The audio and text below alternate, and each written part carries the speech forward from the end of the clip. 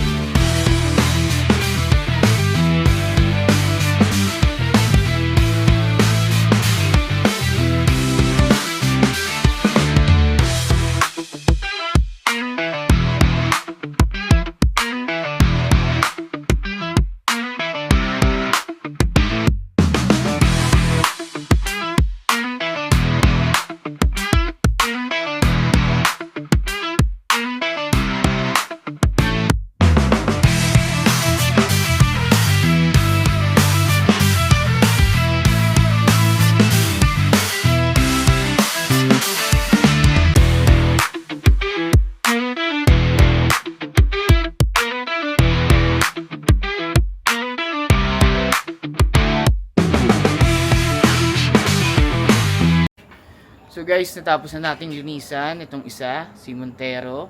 So tomorrow na lang siguro yung Mirage G4 kasi inabot na tayo ng gabi.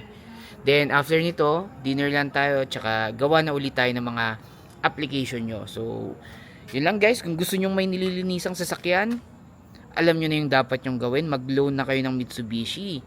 So ano pa bang hinihintay nyo? Tumawag or mag-text na kayo sa akin. So yun lang guys, thank you, bye bye.